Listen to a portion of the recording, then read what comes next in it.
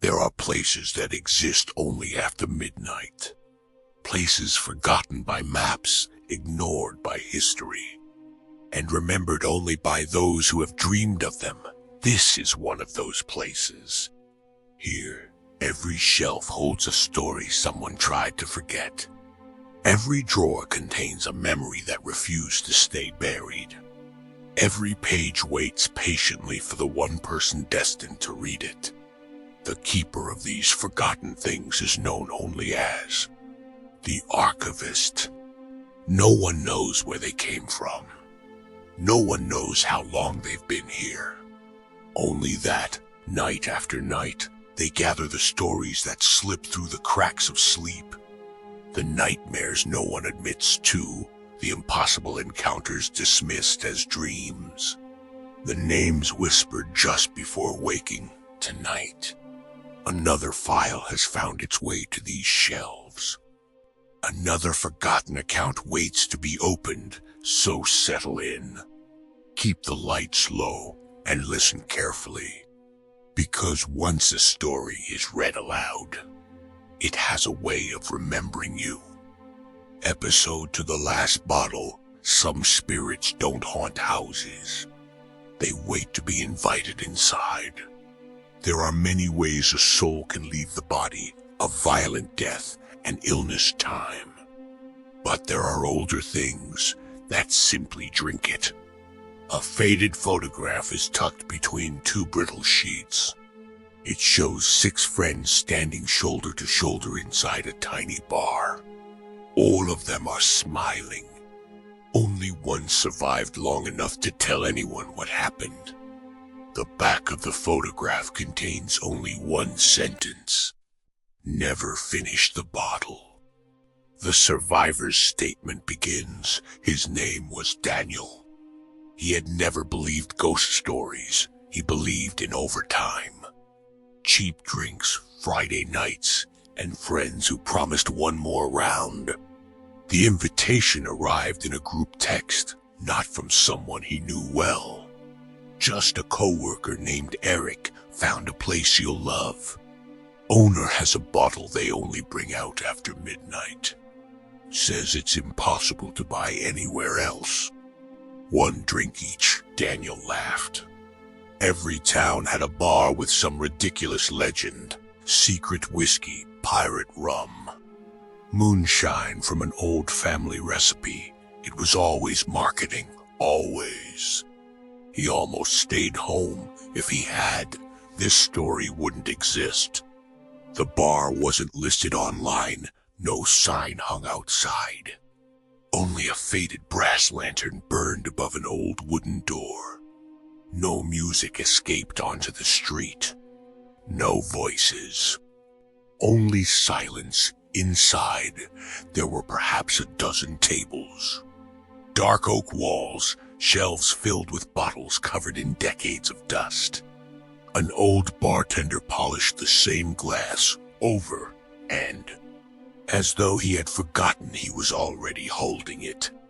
He smiled when the group entered, not warmly, knowingly, like he'd been expecting exactly 6 people, no more, no less, without asking for IDs.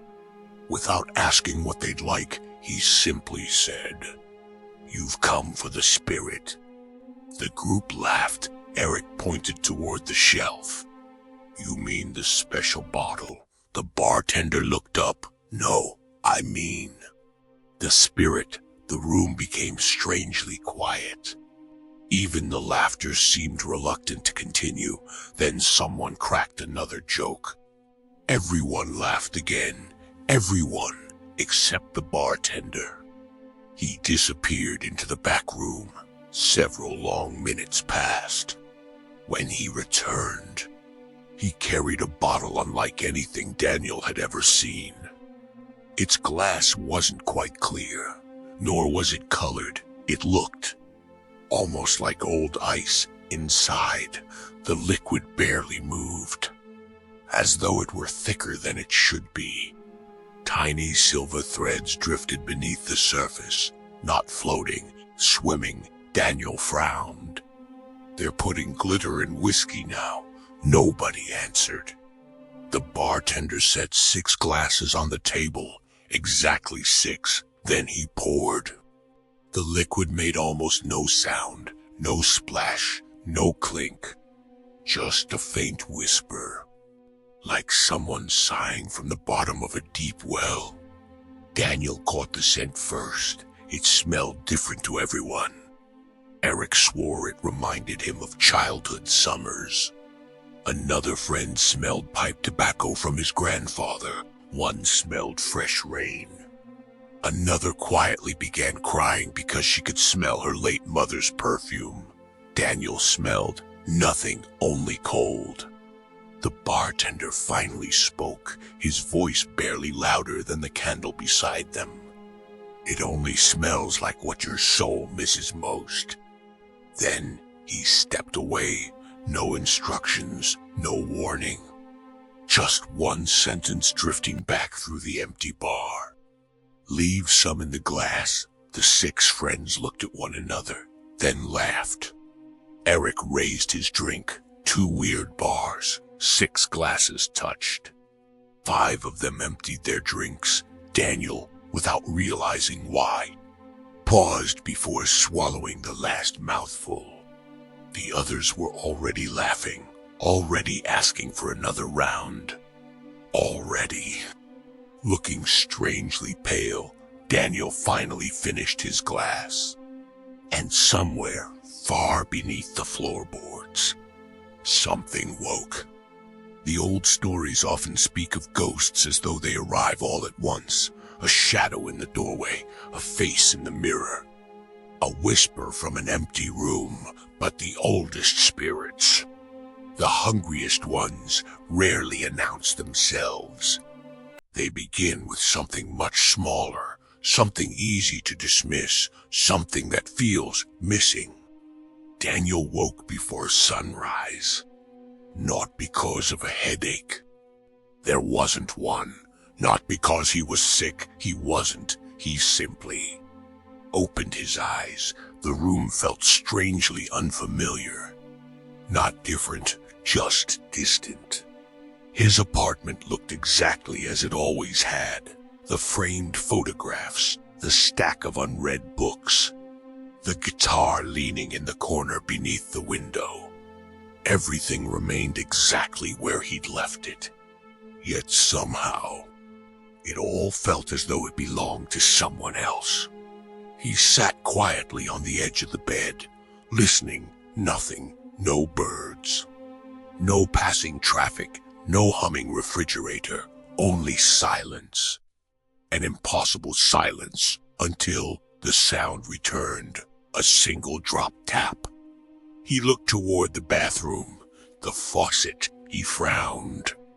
He could have sworn he'd replaced that washer months ago. Another drop. Tap. He walked across the apartment. The sink was dry, perfectly dry. No leak, no water, nothing.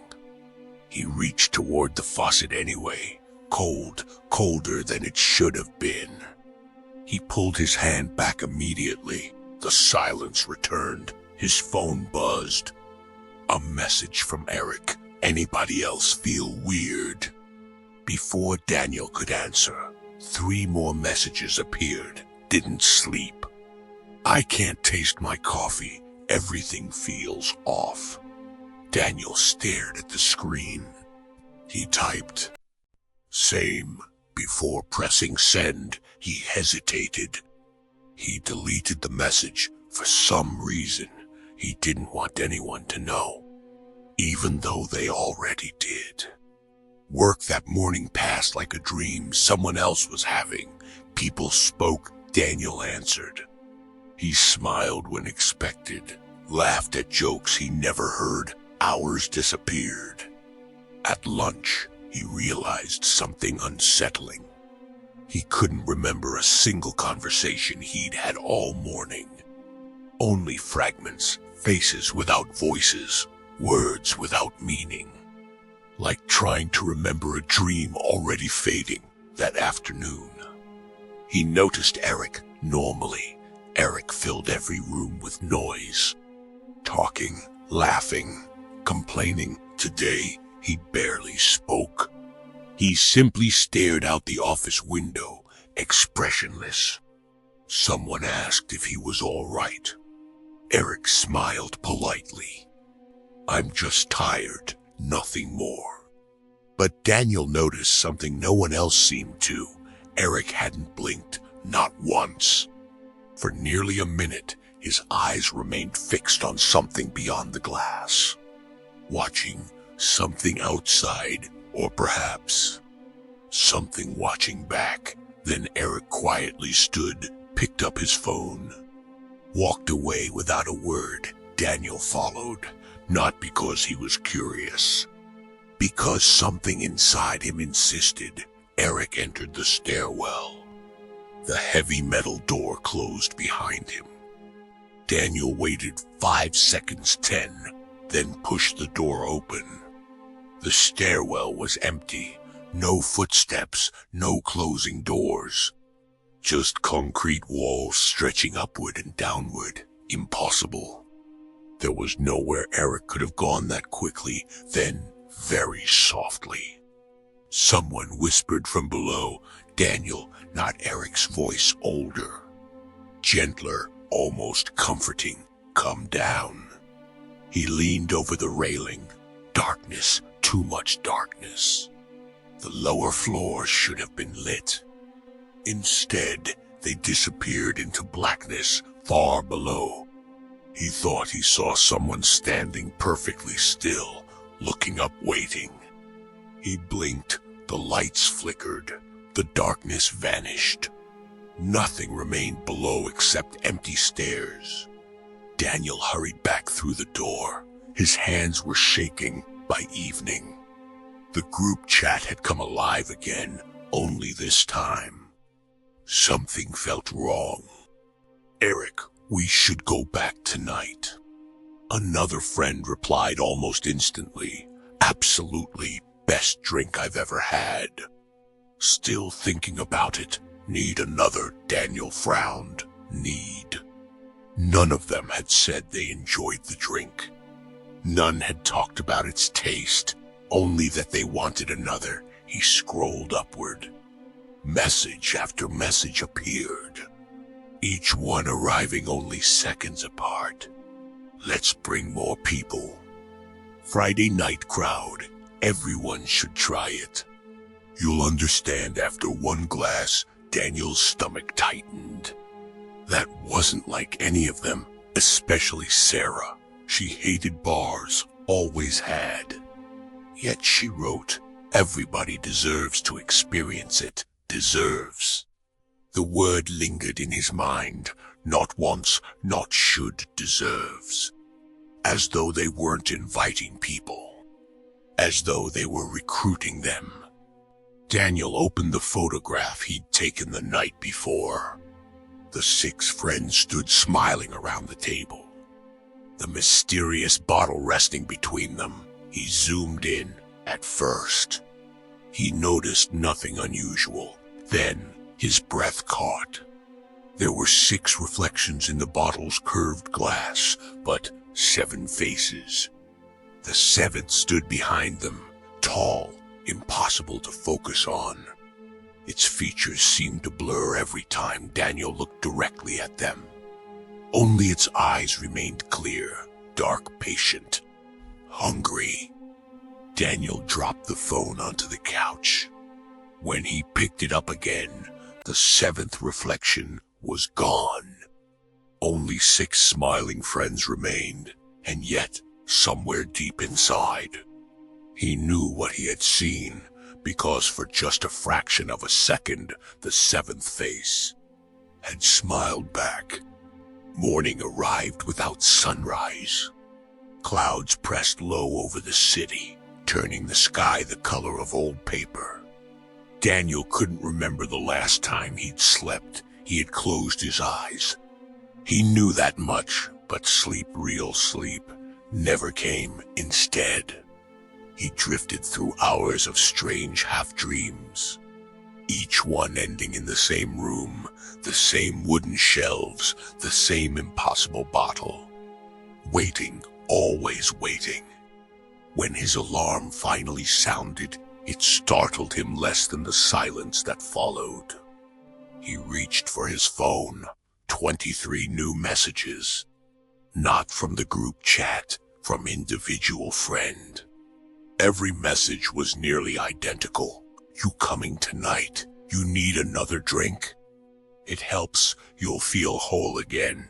No greetings. No explanations, just quiet insistence. As though every one of them had decided, without speaking to each other, to use the same words.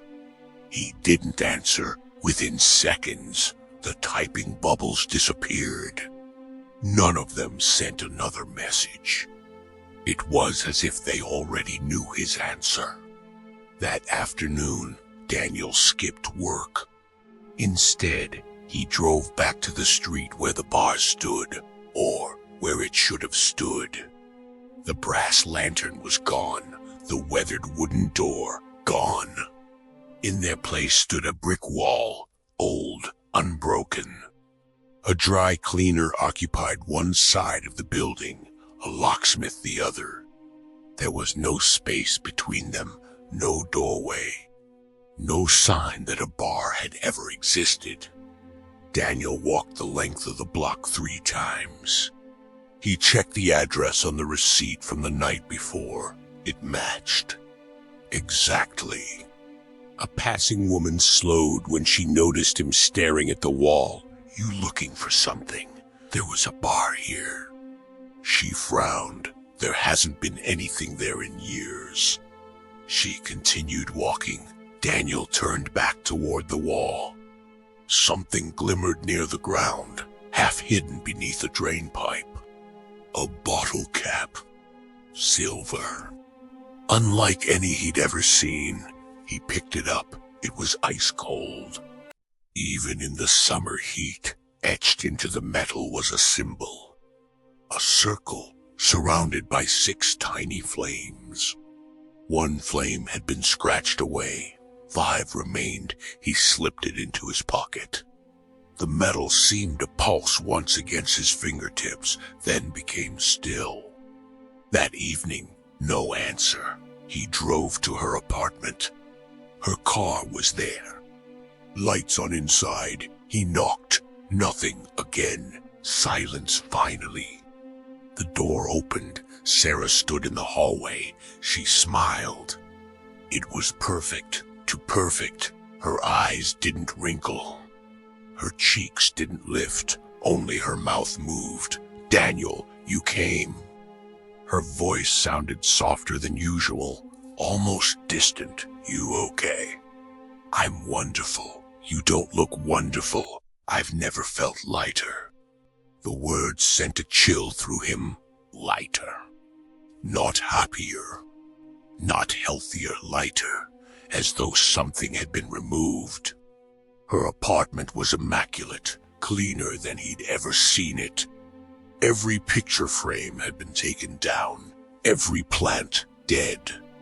The television unplugged, the bookshelves nearly empty. Why'd you take everything down? She looked around the room as though seeing it for the first time. I don't need any of it anymore. You loved these books. I don't remember them. Daniel stared. You don't remember.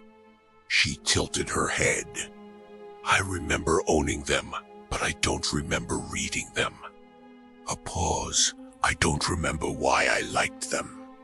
She laughed softly. It wasn't Sarah's laugh. It sounded practiced. Like someone imitating joy after only hearing it described. Then she looked directly at him.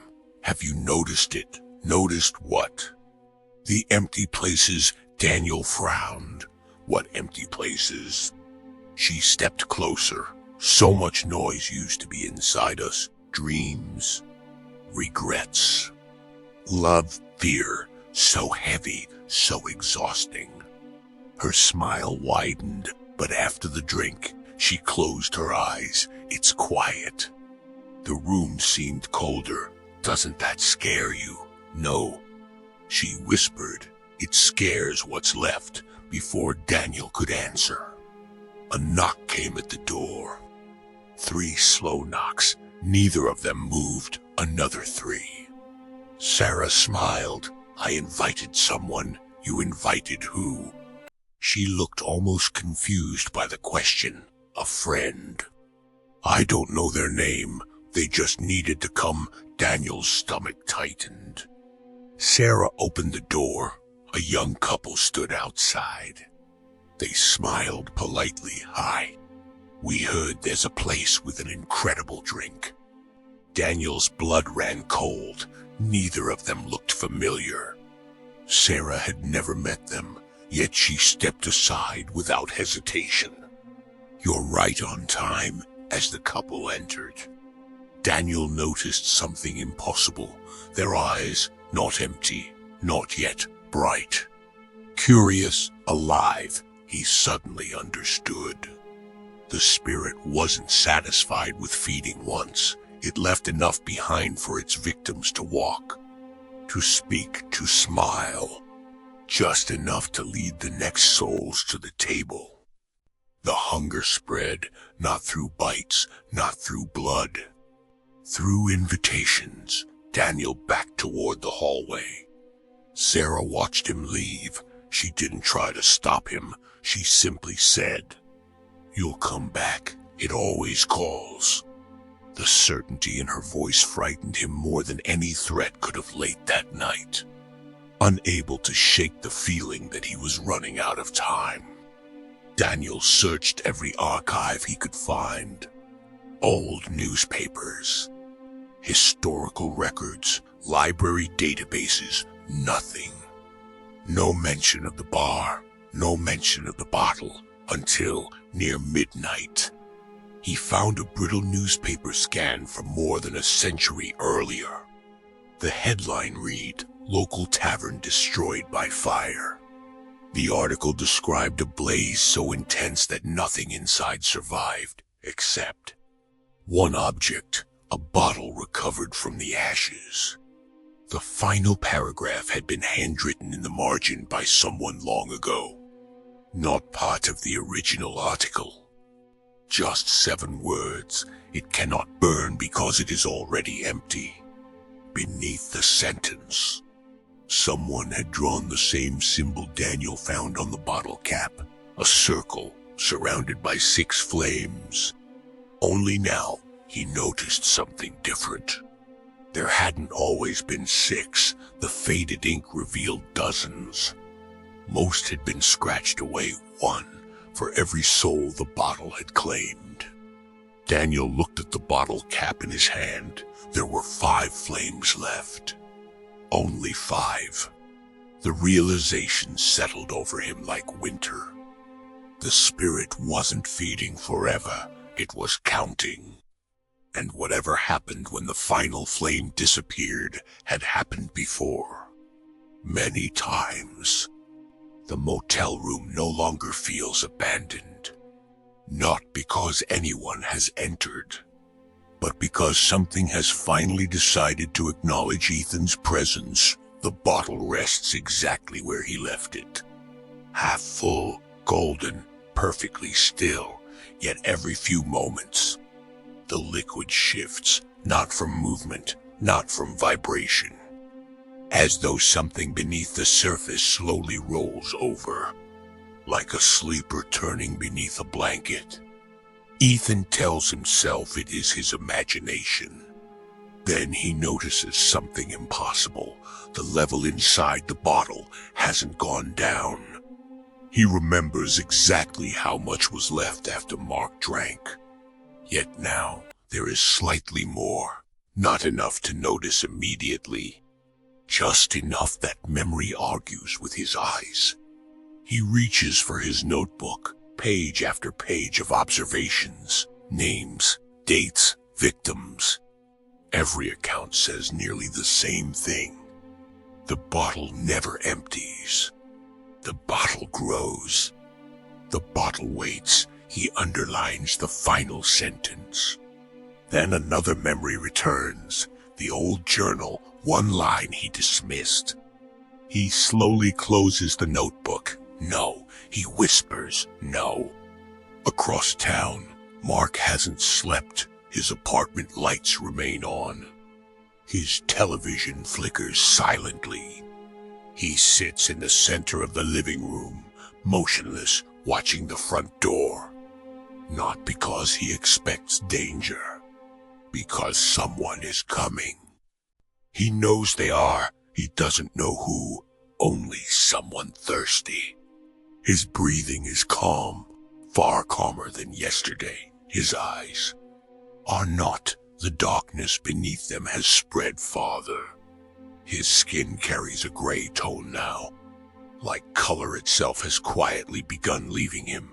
Then, 3 soft knocks. Mark smiles, not happily.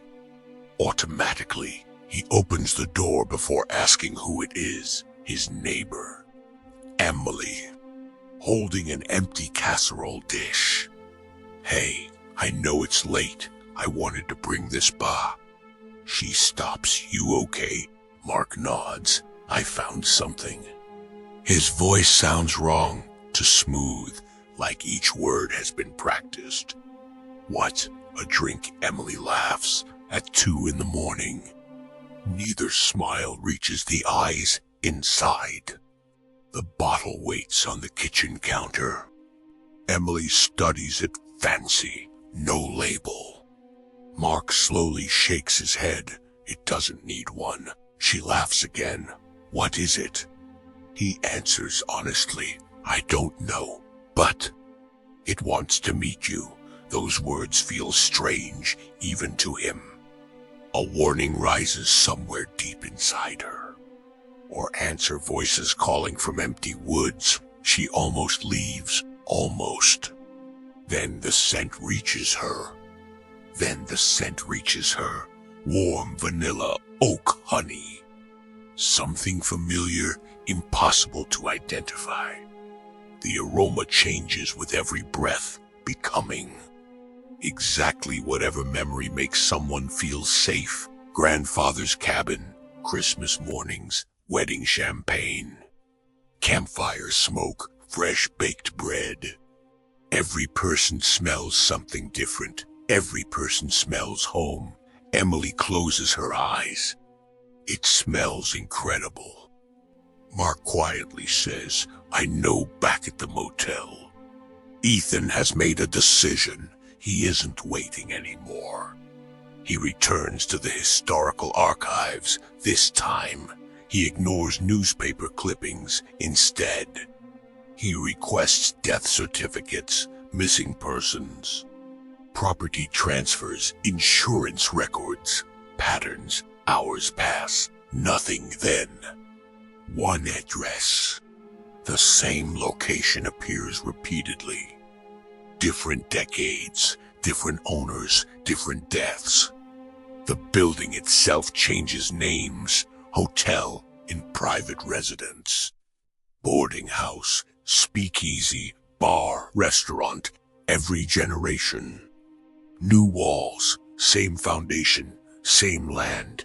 Every outbreak begins there. Every single one. He circles the address. Then notices something stranger. Ownership never changes legally, only managers. Caretakers, tenants on paper.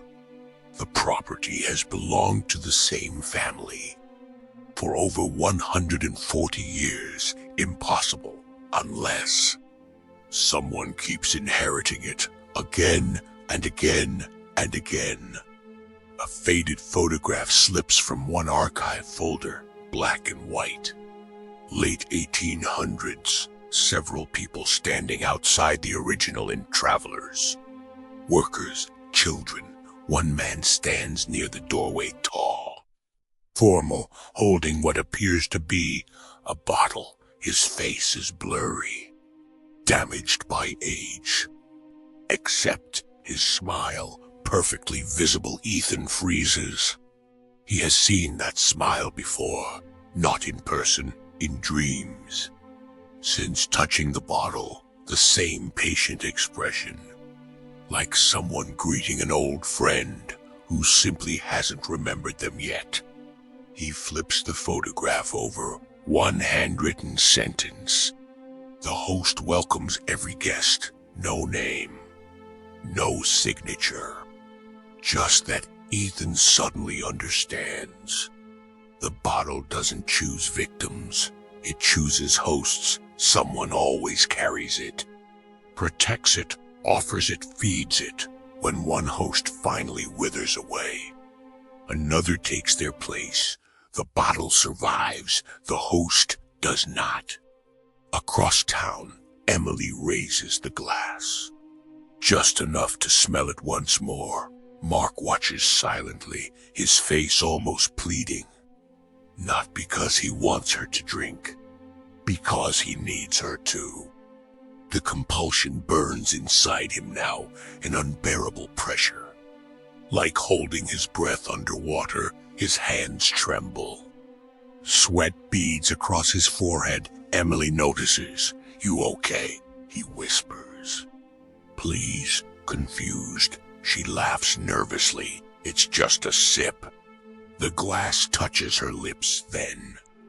A loud knock shakes the apartment door. Both of them jump. Not 3 polite knocks, one hard. Authoritative pounding. Again, again, again. Mark stares at the door. The pressure inside his head suddenly eases. Emily lowers the glass. Another pounding. A voice. Police department. "We need to speak with Mark Reynolds." Silence. Mark slowly turns toward the kitchen, toward the bottle for the first time. The liquid inside is moving violently, not swirling, not rippling. Thrashing, as if whatever lives inside is furious. The pounding continues. Police department. Open the door.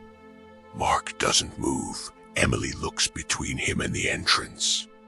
"Mark, what is going on?" He doesn't answer. Because he doesn't know. Because part of him already understands. The bottle brought them here. Not the police. Not coincidence. The bottle. Something inside it wanted this moment. Wanted fear. Wanted confusion. Wanted more people gathered together. More voices. More opportunities. More thirst.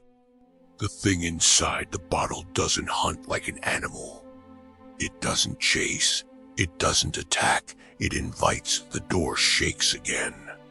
Mark finally moves, slowly, almost mechanically. Emily watches him walk toward the door. Wait.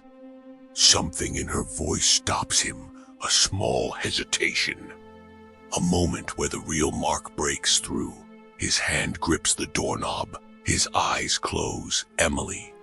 His voice cracks. "Whatever happens, don't drink it." The words come out quickly, desperately. Like he has been fighting to say them for hours. Emily looks toward the kitchen. The bottle sits untouched. Waiting. "Mark, what is that thing?" He looks back at it. And for the first time, he admits the truth. "I don't know." One reaches for his weapon. The other immediately notices the bottle. Everyone step away from the counter. Mark doesn't resist. He doesn't argue. He simply watches. Because he knows something they don't. The bottle likes attention. One officer approaches the kitchen. "Is this yours?" Mark says nothing. The officer reaches toward it and stops. His expression changes, not fear, recognition. Like he's seeing something from a memory he forgot he had. "What?" he whispers. "What is this?" The other officer looks confused. "What?" The first officer doesn't answer. He stares into the glass. The golden liquid reflects his face, except for a moment. The reflection isn't his, it's someone else. A man standing behind him, smiling. The officer spins around. "Nothing. You okay?" The second officer asks. The first blinks. The moment passes. Yeah, he forces a laugh. Yeah, I'm fine. But he isn't. Because the bottle has already noticed him miles away. Ethan drives through the empty streets. The archive photograph sits on the passenger seat. The old man from the picture stares back at him. Not with a threatening expression, with patience, almost kindness. That bothers Ethan more than anger would. Monsters are easy. Monsters are expected.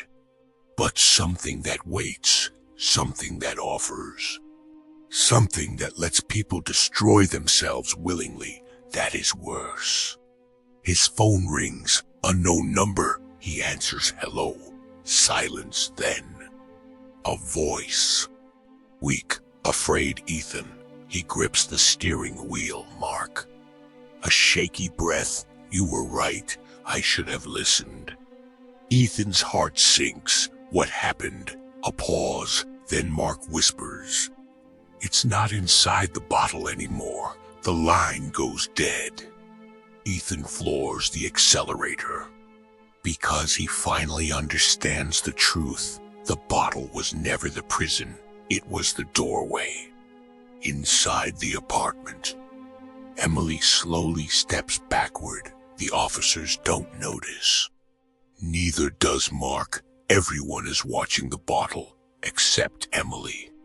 She is watching the reflection in the window. Because standing behind everyone, in the dark glass, is a man who isn't there. An old man, dressed in clothing from another century, holding a glass. Smiling, waiting, Emily whispers, "Who are you?"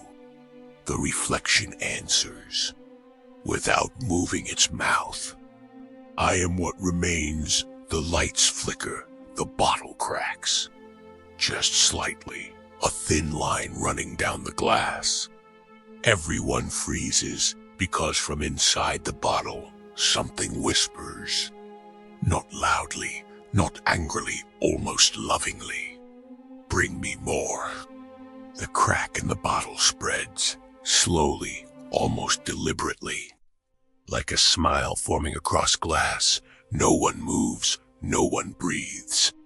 The officers stand frozen. Emily stares at the reflection in the window because everyone else is looking at the bottle. But she is the only one looking at what is standing behind it. The old man, the one who isn't there. His hand rests gently on the shoulder of Mark's reflection, not Mark himself, his reflection. Emily notices. Emily notices. And that realization frightens her more than anything else, because whatever this thing is, it doesn't need your body first. It starts with your image, your presence, your place in the world. "Ethan," Mark whispers. The name catches everyone off guard. The officer closest to him turns. "Who is Ethan?" Mark doesn't answer because he doesn't know how to explain. How do you tell someone that a bottle has been speaking to you? How do you tell them that every sip didn't make you drunk? It made you less yourself. How do you explain that the thing inside the glass doesn't want your life? It wants your permission. The bottle cracks again. A tiny piece of glass falls away. But instead of spilling, the liquid inside rises against gravity. A thin golden thread crawls upward from the opening. Everyone steps back. The officer raises his weapon. Nobody move. The warning is meaningless. The thing in the bottle doesn't care about weapons. It doesn't care about rules. Because it has never survived by overpowering people, it survives because people invite it in. The lights flicker, then every electronic device in the apartment turns on. The television, the radio, the microwave, all at once. Each one playing something different, static, voices, fragments. A woman's laughter, a child's voice, an old song, a crowd cheering. Thousands of moments, thousands of memories, all trapped together. Emily covers her ears. "What is that?" Mark answers quietly, "Everyone." She looks at him. "What?" He stares at the bottle. Everyone who drank it. The room falls silent. The television changes. A black and white image appears, a photograph. The same Ethan found in the archives, the same doorway, the same man. But now the image moves. Like old film, people walk in and out. Travelers, guests, owners. And every single person eventually looks toward the camera, toward them. As if they know they are being watched. Then the old man steps into frame, the host. He raises a glass, and the recording changes. Now it shows the same building, decades later, different walls, different people. Same ritual, a celebration, a toast, a drink, a smile then. Empty chairs, the first officer stares at the screen. "That's impossible." Mark looks at him. "No," a pause, "it's worse." The officer turns. "What's worse?" Mark's voice shakes. "It's real." Miles away. Ethan's car tears down the highway. His phone rings again. This time, he doesn't answer because something else is happening. The radio turns on. A voice fills the speakers, soft, calm. Familiar Ethan, his hands tighten around the steering wheel. He knows that voice, the voice from his dreams. The voice that whispered his name before he ever touched the bottle. "Who are you?" The radio crackles, a quiet laugh. "You have spent your entire life preserving stories, static. I preserve what people leave behind." Ethan's face goes pale because suddenly he understands the entity isn't attached to the bottle. The bottle is attached to it, like a coffin, like a container, like an archive. "You're an archivist," Ethan whispers. Silence, then, "No, I am the archive." The radio dies. Back in the apartment, Mark suddenly collapses. Emily rushes toward him. Mark, his body hits the floor. But he doesn't seem injured. He's breathing. His eyes are open. But he isn't looking at them. He's looking somewhere else, somewhere far away. A place no one else can see. And then he speaks, but the voice isn't his. The first one always fights. Everyone freezes. The first one always believes they are different. Mark's mouth curls into a faint smile. They always learn. Emily backs away.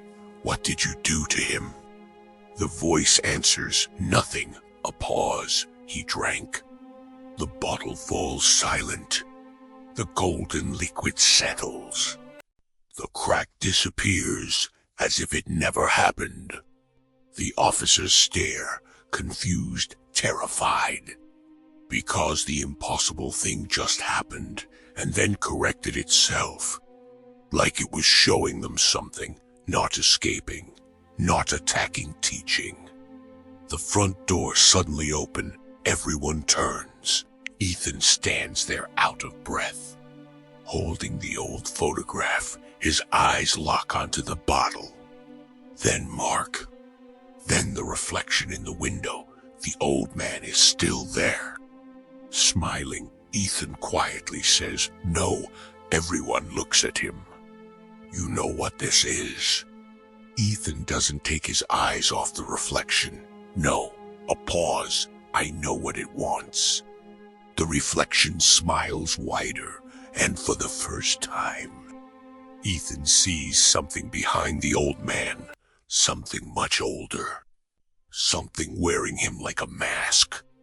Something that has been waiting for someone to finally remember it. The room is silent, not peaceful, not calm. The kind of silence that comes after something impossible has happened. And everyone is waiting for reality to correct itself, but it doesn't. The bottle remains on the counter. The crack is gone. The liquid rests perfectly still, almost innocent. That is the most terrifying part, because now everyone knows. It isn't dangerous because it looks dangerous. It is dangerous because it doesn't. Ethan steps slowly into the apartment. Nobody speaks. The officers watch him carefully. One raises a hand. Stop right there. Ethan stops. His eyes never leave the bottle. I know how this looks. The officer glances around the room. Do you? A pause. Because honestly, Ethan isn't sure. He has spent years documenting strange events. Unexplained deaths, disappearances. Objects that shouldn't exist. But this is different. Those things were mysteries. This thing is aware. Mark sits against the wall. His breathing is shallow. Emily kneels beside him. What happened to him? Ethan looks at Mark, then at the bottle. It showed you something. Emily's expression hardens. That's your explanation. No. Ethan looks toward the old photograph in his hand. It's a warning. He places the photograph on the table, the old inn. The man holding the bottle, the same image from the archive. The officers look at it. That's from the 1800s. Ethan nods. The first documented case. One officer shakes his head. Documented case of what? Ethan hesitates. Because saying it out loud makes it more real. A spirit. The officer almost laughs. Almost. Until he remembers the bottle moving on its own. The word spirit is misleading. Ethan moves closer. People hear that word and think ghost.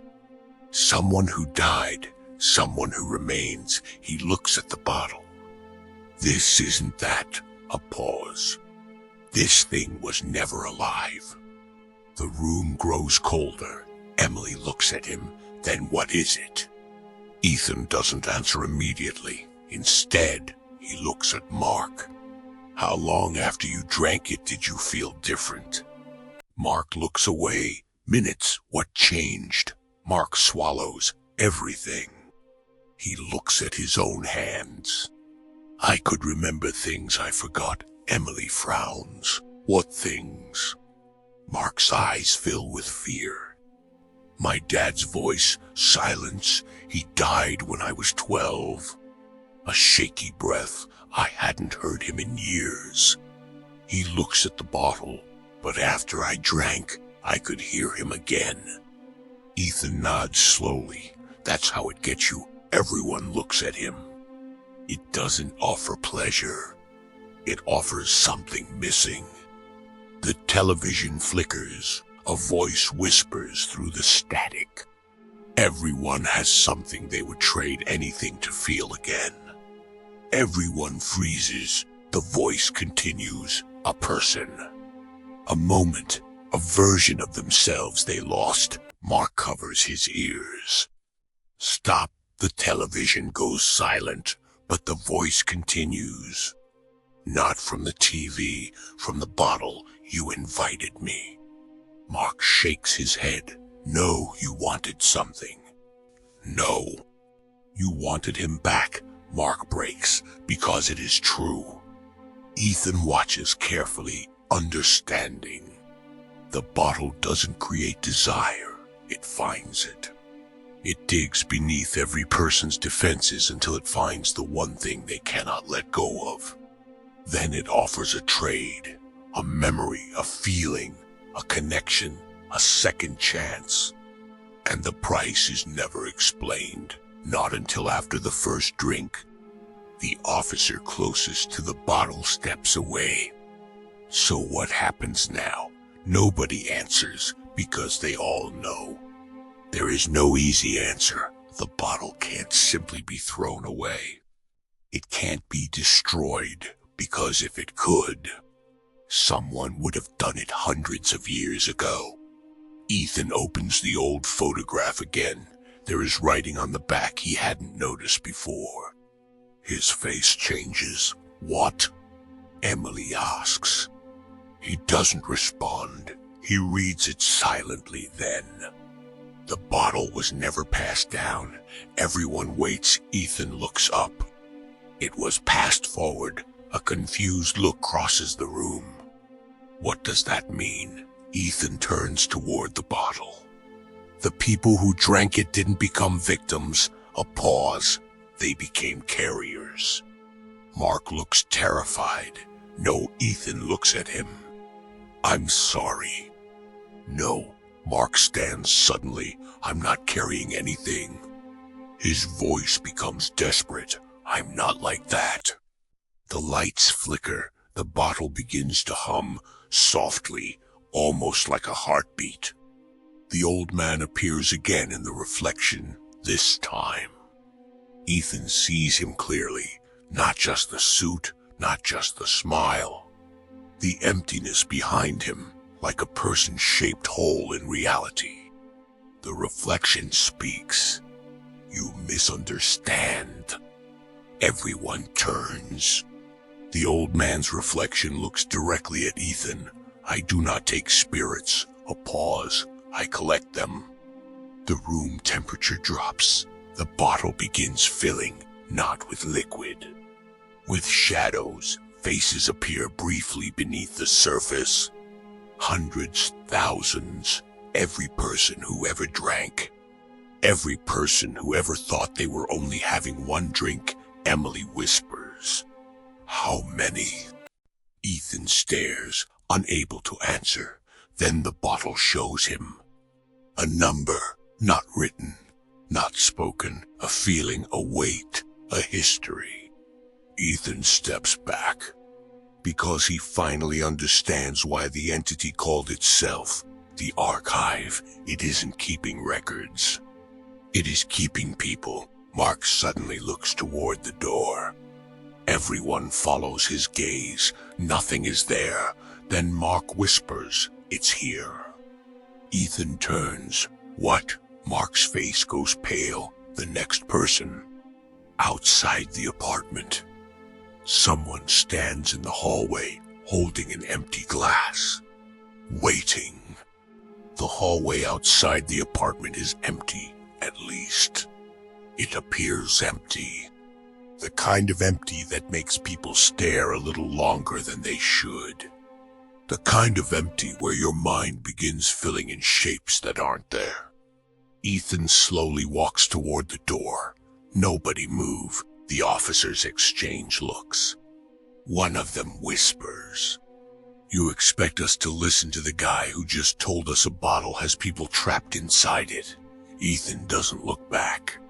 No. A pause. I expect you to listen because every person who ignored the warning ended up helping it. The hallway light flickers once, twice, then steadies. Ethan reaches for the handle. Before he touches it, a voice comes from the other side. Mark. Everyone freezes because the voice is familiar to familiar. Mark's face changes. The color drains from it. No, Emily looks at him. Who is that? Mark doesn't answer. He doesn't have to, because the voice speaks again. This time softer, son. Mark collapses emotionally before his body does.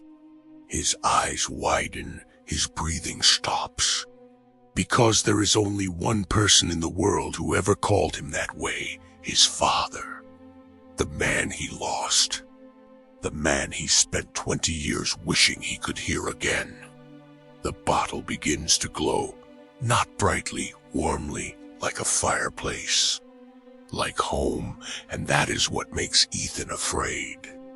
Because now he understands the entity doesn't lure people with fear. It lures them with comfort. Don't open that door. Ethan's voice is firm. Mark looks at him, tears forming. You heard him. No, you heard him. Ethan steps closer. Mark, whatever is out there isn't your father. Mark shakes his head. You don't know that.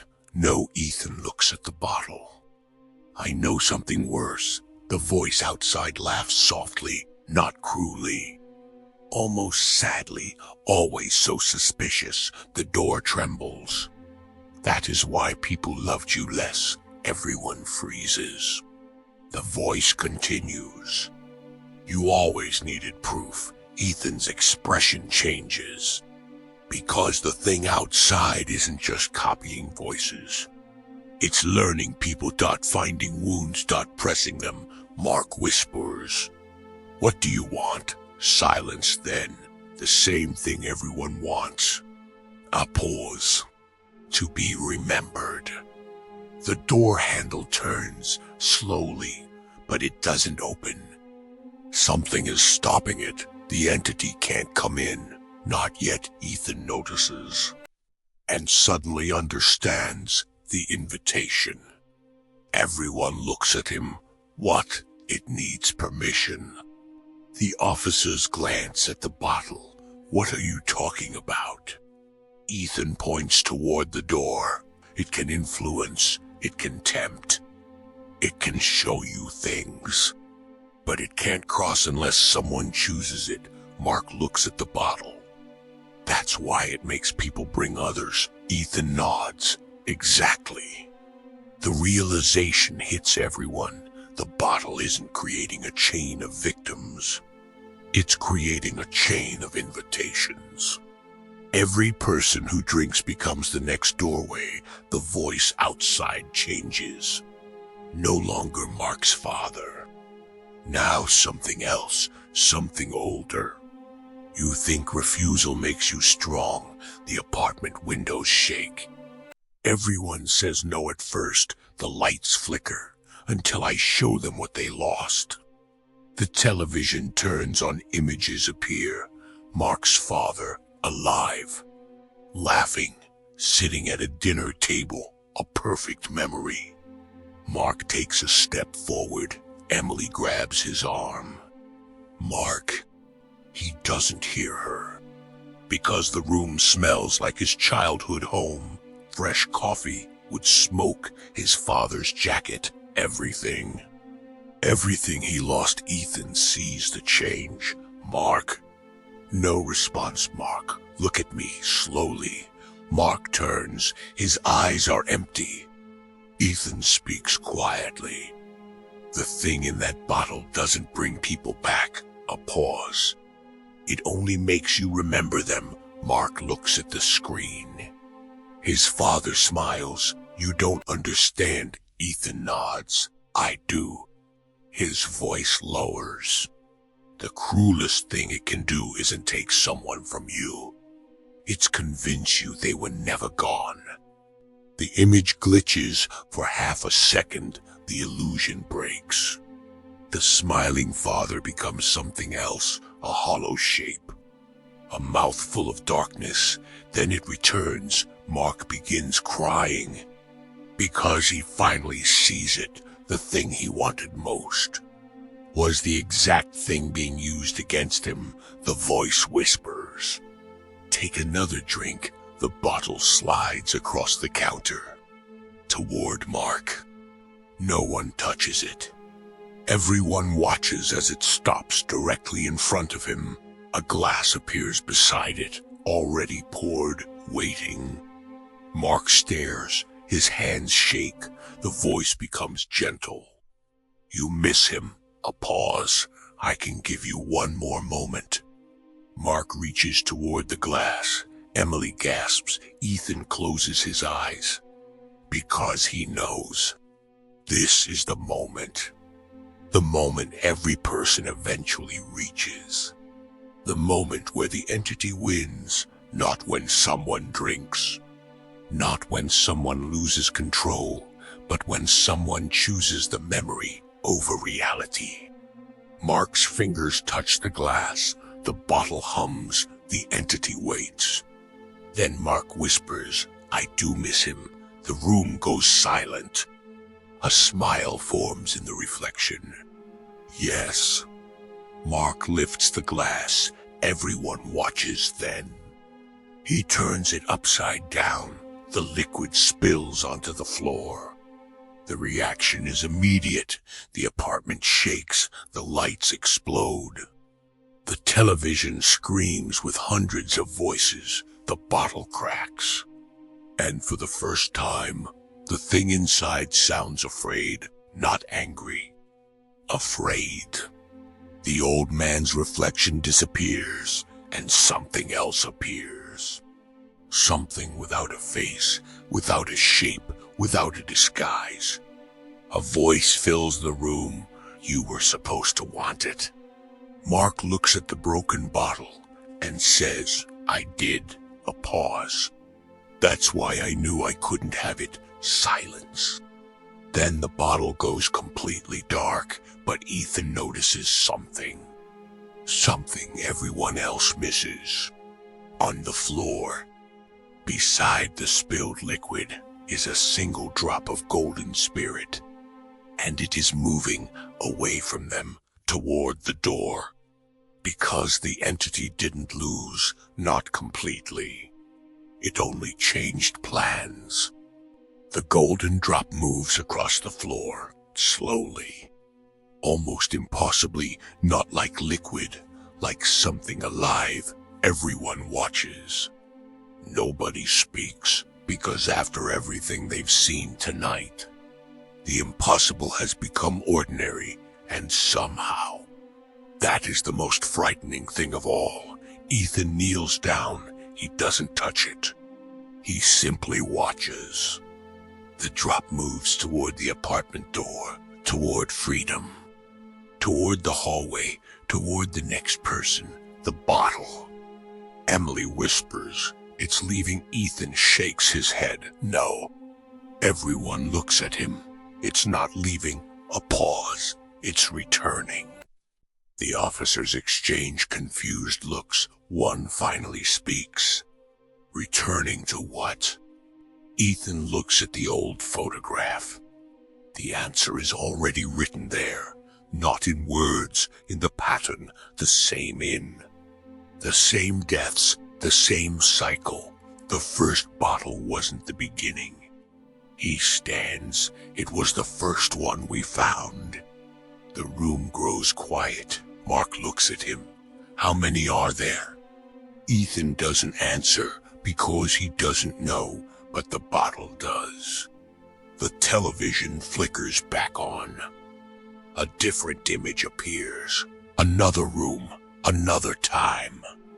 Another bottle, a sailor's cabin, a battlefield, a wealthy mansion, a small farmhouse, a nightclub, a hidden basement. Hundreds of places, hundreds of bottles, all different. All carrying the same golden liquid. Emily stares. Those are all. Ethan nods. Vessels. The screen changes again. A newspaper article. Then another. Missing people. Unexplained deaths. Sudden personality changes. People who became obsessed with sharing something they claimed was life-changing. The same story repeating over and over and over. Mark looks sick, so every person who drank. Ethan finishes the thought, became part of it.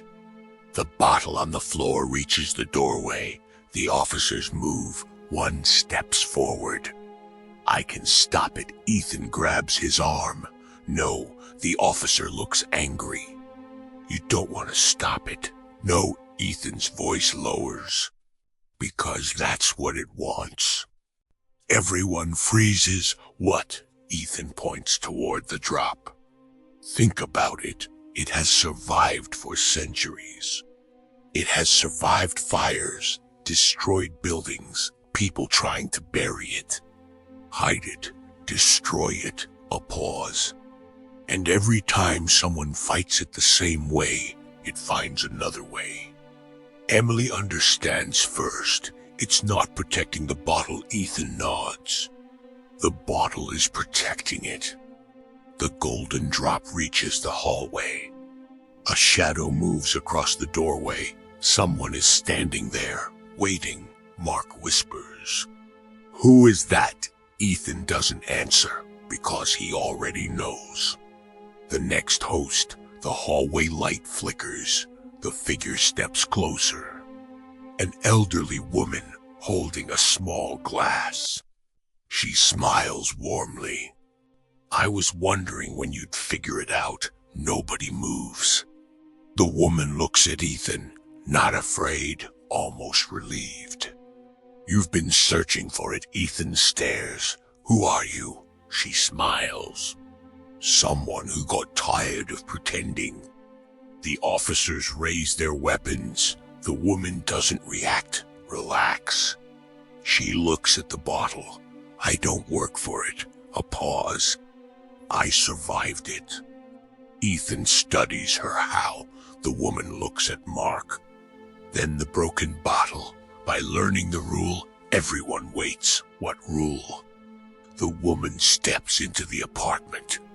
The golden drop flows toward her, but stops before reaching her hand. Like it recognizes her, like it respects her, she says. It doesn't want your soul. A pause. It wants your story. The room goes silent. The first drink doesn't give it your spirit. She looks at Mark. It gives it access. Access to your memories, your regrets, your pain. Everything that makes you who you are. Mark looks at the bottle. Then why make people bring others? The woman looks at him sadly. Because memories fade. A chill moves through the room. It consumes what people leave behind. She points toward the bottle. Every person it takes becomes another voice. Another experience, another life it can replay. Ethan looks at the photograph. The old man, the host, now he understands. The entity isn't collecting souls because it hates humanity. It collects them because it is empty. It has no memories of its own. No identity, no existence. It survives by borrowing everyone else's. The woman looks at Ethan. You've seen it. A pause. You've heard it. Ethan stiffens. How do you know? She smiles. Because it already knows you. The room temperature drops. The bottle begins vibrating, not from anger, from excitement. The woman steps closer. It chose you a long time ago. Ethan shakes his head. No. Yes. She looks at the old archive photograph. The reason you can see it, the reason it speaks to you, the reason you keep finding it, she looks directly into his eyes, is because you are exactly what it has always wanted, silence. Ethan's voice is barely a whisper. What? The woman answers, an archivist. The bottle goes completely still. The golden drop disappears. The hallway empties. The woman is gone. Only Ethan remains. Standing in the apartment, holding the old photograph. Except now, there is something different, something impossible. A new figure has appeared in the picture. Not the old man, not the host. Ethan, standing beside the bottle. And written beneath the photograph, in handwriting that wasn't there before, are 3 words. The next keeper. The photograph falls from Ethan's hand. It lands face down on the floor. Nobody moves to pick it up. Because everyone in the room saw it. Everyone saw the impossible. The photograph changed. A new person appeared. A person who shouldn't have been there. Ethan, The officers exchange uncertain looks. One finally speaks. Tell me you have an explanation for that. Ethan doesn't answer. Because for the first time since he began investigating strange things, he has no explanation, only a question. Why him? Mark slowly stands. His eyes remain fixed on Ethan. What does it mean? Ethan looks toward the darkened bottle. The entity doesn't just collect people. A pause. It collects replacements. Emily frowns. Replacements for what? Ethan picks up the photograph. His hand shakes slightly. The keeper, the room becomes silent. The bottles were never meant to be found. Ethan studies the image. They were meant to be passed. Every generation had someone who understood what they were, someone who hid them. Someone who protected the cycle. Mark looks confused. You're saying there was always someone helping it? Ethan nods. Not always willingly. He turns the photograph around. The first hosts probably thought they were saving people. Maybe they thought they were protecting others from it. Maybe they thought they could control it. A pause. They all learned the same lesson. Emily looks at the bottle. No one controls it. Ethan shakes his head. No. A pause. They become part of it. The lights flicker. The apartment falls into darkness. Then, a single light turns on the bottle, glowing softly, waiting. A voice fills the room, not angry, not threatening. Almost disappointed. You understand so much. Everyone freezes. And yet you understand so little. Ethan steps forward. Why me? Silence. Then, because you listen. The voice continues. Everyone else wanted answers. They wanted proof. They wanted power. They wanted what I offered. The bottle shifts. You wanted the truth. Ethan's expression changes. Because that is the difference. The entity doesn't want someone who desires it. It wants someone who studies it. Someone who preserves it. Someone who understands it.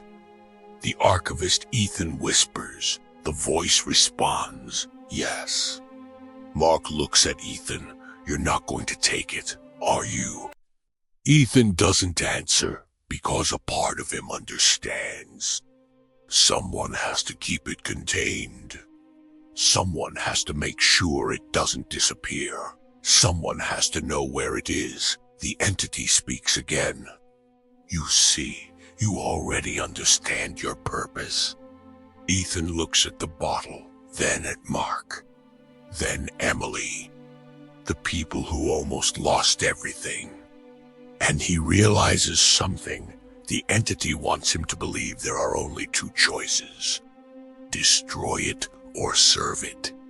But it has lived for centuries because people accept the choices it gives them. Ethan walks toward the bottle. Everyone tenses. What are you doing? Mark asks. Ethan reaches into his bag. He pulls out his journal. The same journal he has carried through every investigation. The pages filled with names.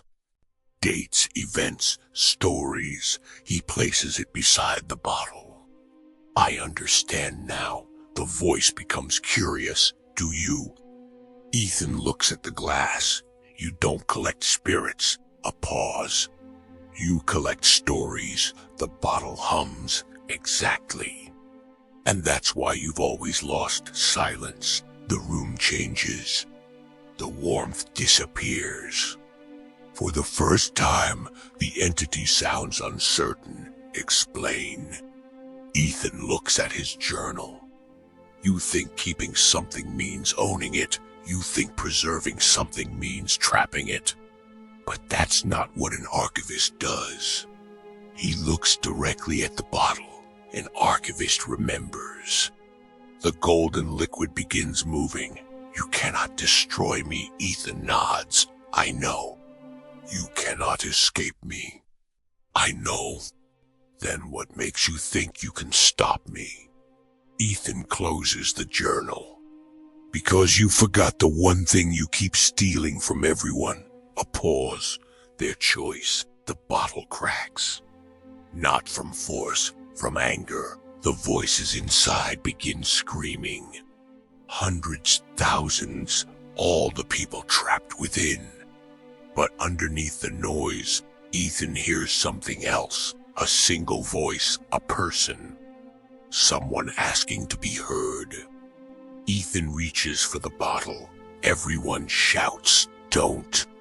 But Ethan doesn't drink. He doesn't open it. He doesn't invite it. Instead, he places the bottle inside a case. A case lined with pages, names, records, every victim he can identify. The entity fights, the room shakes, the windows crack, but it cannot stop him. Because Ethan isn't accepting its invitation. He's refusing its game. The final seal closes. The bottle goes silent. For the first time in centuries, the spirit is not forgotten. And it is not free 3 months later. A new archive room sits beneath an old building, shelves, files, photographs, objects, stories. Mark visits Ethan. You really think this is over? Ethan looks at the sealed case. No, a pause. I think it's contained. Mark looks around. How many things like this are there? Ethan doesn't answer because they both know too many. A phone rings. Ethan looks at it. Unknown number. He answers. Silence then. A familiar voice, not from the bottle, from somewhere else. You missed one. Ethan slowly turns. On the shelf behind him, a small wooden box sits, one he has never seen before. Inside, a glass bottle. Different shape, different color, different markings. But the same golden liquid. A note rests beside it. 3 words. Begin the archive. Ethan stares, then slowly reaches for his journal. Because the stories were never ending. They were only beginning. The bottle was recovered, or at least, that's what the official report claimed. It now sits where countless other impossible things have been placed, locked behind reinforced glass.